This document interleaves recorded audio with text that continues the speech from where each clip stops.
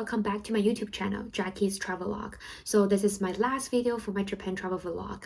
I know it's kind of wild, right? But don't worry, I've got to share with you some of my all-time favorite spots, food, shopping, hidden gem, you name it. So let's jump right in and make this one count. So for breakfast, my mom and I usually just grab a coffee and a breakfast sandwich, nothing too fancy. There are a bunch of cute cafes around our hotel, but not gonna lie, I am totally a Starbucks person, so I ended up finding this really cool Starbucks Reserve at 3 Chomen. It's a 2-story spa with plenty of comfy seating, so the sandwiches and pastry here are a bit more local than the usual Starbucks ones, but the coffee menu is much the same. So if you're like me and kind of want to stick to your usual coffee routine even when you're traveling, this place is a solid choice to start the day. Oh, and one quick tip is that if you're planning to eat in, make sure you grab a seat on the second floor first before ordering on the first floor. I also found another spot that's great for a quick breakfast. It's called Costa Coffee. It's actually a chain cafe, but I hadn't tried it anywhere else before this trip. So the vibe is definitely more Western style, and then there's a big seating area. So it's super chill if you just want to sit down and then kind of ease into your morning. If you're someone who doesn't want to go out of your comfort zone or risk trying something unfamiliar first thing in the morning, so this place is a solid choice. Before coming to Japan, there were a couple of specific dishes I really wanted to try. First up was donburi, which is basically a rice bowl topped with things like meat, seafood, or veggies. Super comforting and satisfying. If you're into sashimi, I definitely recommend checking out a spot called Kurozasube Kite. They have got a great variety of meal sets, which are perfect if you're looking for something quick and easy for lunch. They also offer classic Japanese dishes that are great for sharing, especially if you're with a group and then wanted to try kind of a different few things. It's located inside Ginza 6, so it's super convenient stop if you're planning to grab a bite before going to shopping.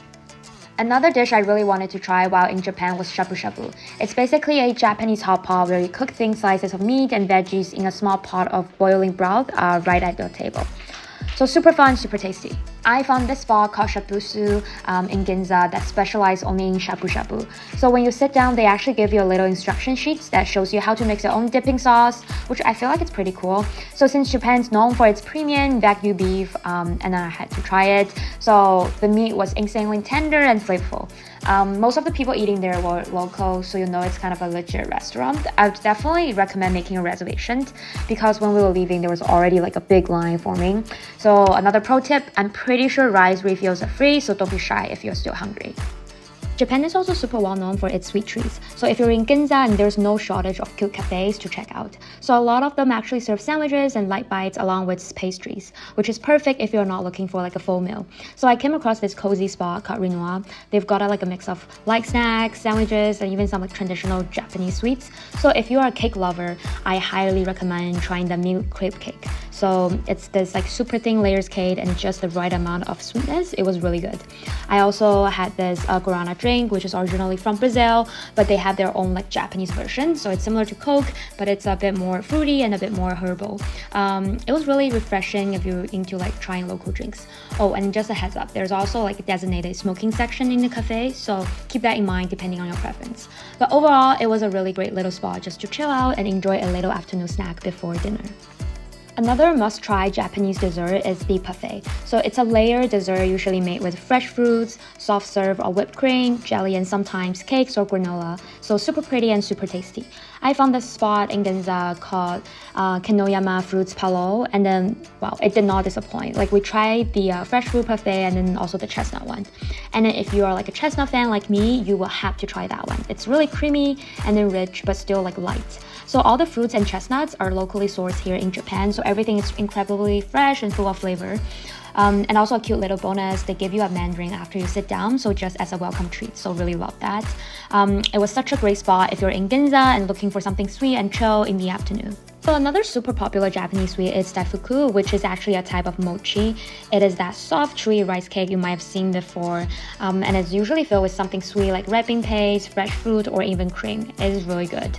So you can find them pretty much everywhere, in little sweet shop along like the street or even in convenience stores, which I'll talk more about later in the video, but it was super easy to grab on the go if you are craving something sweet. Before coming to Japan, I made a little foodie bucket list of dishes I had to try in Tokyo, and one of them was oden. So it is a traditional Japanese dish made with ingredients like boiled egg, daikon, tofu, and fish cakes, all simmered in a lightly soy-based broth. It is super comforting, especially on a chilly day. So I ended up going to this bar called Odenya Takishi. which specialize in oden and has a bunch of different ingredients to choose from. So you can mix and match depending on what you're feeling. And then they also have skewers and small appetizers that are perfect for sharing if you're going with friends. It was really a cozy, laid-back spot. So definitely recommend checking it out if you want something warm and traditional while you're in Tokyo. Another place you have to check out in Japan is izakaya. So it's basically a cozy pub where you can grab all sorts of small dishes and drinks. It's perfect when you're chilling with a cold glass of sake. So my mom and I actually found this spot just by wandering around the street, and it was such a cool find. The best part, they only do skewers. So it's super simple, but honestly, they're grilled to perfection. So if you're in Japan, just don't sleep on the izakaya experience. One special experience I was really excited to have in Japan was Kaiseki. So it is this traditional multi-course Japanese meal that is all about seasonal ingredients and also perfect balance in every dish. So it's more than just eating, it's like a mini celebrations of the seasons in every bite. I ended up at this place called Ginza Uchiyama, which only does Kaiseki. So it is kind of a big deal. So you definitely want it to book in advance because they've got limited seating and only serve a handful of guests each night. So they offer different set menus at various price points, and the dishes are seriously fresh, like sashimi, grilled fish, seasonal sides, and also other special Japanese treats that really showcase the flavors of the season. I was really looking for the full experience, and then since I had some amazing crab in Vancouver recently, so I went with the classic dinner set with my mom. So it was like the perfect pick for me, and I would totally recommend it if you wanted to dive into Kaiseki. So what I love most was the vibe. So if you can, try to book the counter seats where you can actually watch the chef prepare each dish right in front of you. It is really fascinating just to see all the care and skill that goes into every course. And then the whole meal took about like 3 hours, which, not gonna lie, felt a little long for me, but it was definitely worth it. Oh, and also a cool bonus is that at the end, the chef will actually make a rice ball for you to take home with the leftover rice. So it is such a thoughtful touch and a nice little souvenir from the meal. Japan is also an awesome place for shopping. If you are staying in Ginza, I highly recommend staying around the 3 to 4 Chomen area. This is where all the big brand stores are, and it's just a great spot to be for shopping. And then here's a quick look at the street view. You'll find a few big shopping malls here too. One of the most famous is Masuya, which is a huge department store with everything from high-end brands to more affordable options. It's got a great mix of local and international brands, so it's perfect if you're looking to do some serious shopping. And the pro tip is that they offer 10% off for certain credit card holder, so don't forget to ask about that. Also, make sure you bring your passport with you because if you're shopping like tax-free, you will need to refund the duty by the end of the day. You can't do it the next day. It is a really small thing, but definitely worth keeping in mind. Another major shopping spot is Ginza 6, which is perfect for anyone looking for more brands, especially if you're into fashion.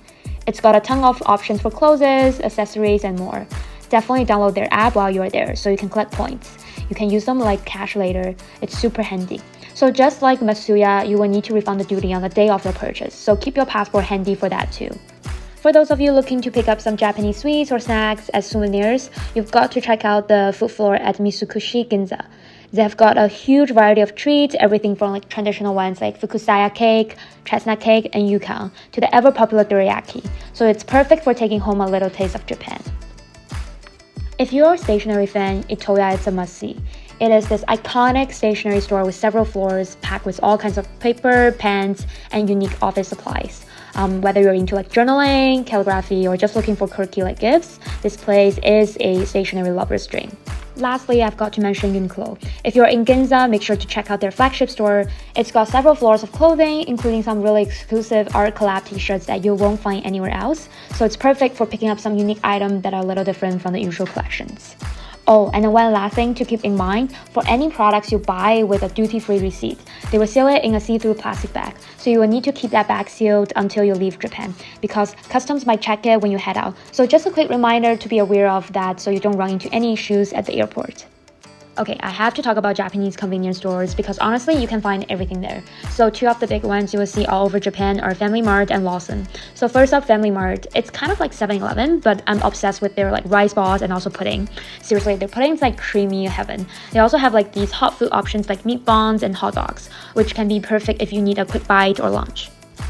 Then there's Lawson. So it's super similar to Family Mart, but I honestly see Lawson everywhere in Tokyo. So my mom, who's been to Osaka, said Family Mart's more common there though. But anyway, if you're a pudding fan, I would say Lawson takes the win because it just tastes a bit better. Plus, they've got other sweet treats like custard tarts and chocolate mousse. So if you're craving something sweet, they've got you covered. And for drinks, Lawson's also the spot. They've got your usual iced coffee from Nescafe and their own brand, plus a bunch of like iced teas like green tea, oolong tea. So if you're not into coffee, they've also got some delicious milk tea coffee, which is super smooth. And also if you're craving for something more fruity, they've got smoothies like strawberry and mango, especially in the summer. So a lot of Lawson stores also have these little seating areas so you can chill for a bit and enjoy a snack.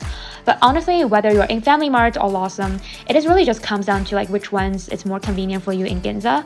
There's not like a huge difference, but they're both solid spots for a quick bite.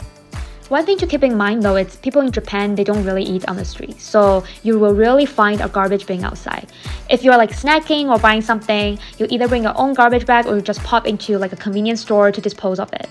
So it is a bit different, but it's all part of like keeping the street clean.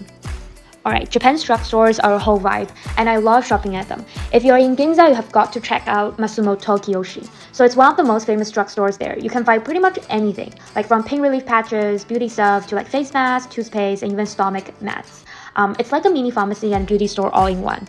So I'm all about those like heating pads, you know, like the one that really help with the muscle pain. Like I play a lot of tennis, so like I stock up on like those just to help with sore muscles.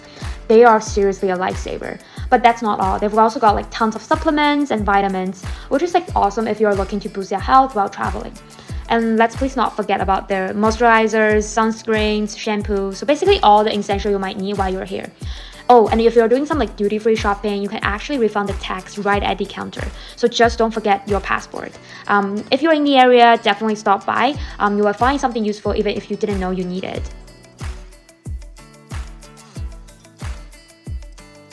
Honestly, the only touristy thing I did in Tokyo was checking out Tokyo Tower, and that's it. So I'm not a big fan on temples, and also coming from Vancouver, I've seen plenty of nature. So this trip was all about food, shopping, and beauty care. So I spent most of my time eating my way through the city, hunting for good beauty care services, and also hitting up all the cute shops. So Tokyo Tower was a quick stop for me, but it looked amazing. Dropping a few pictures here.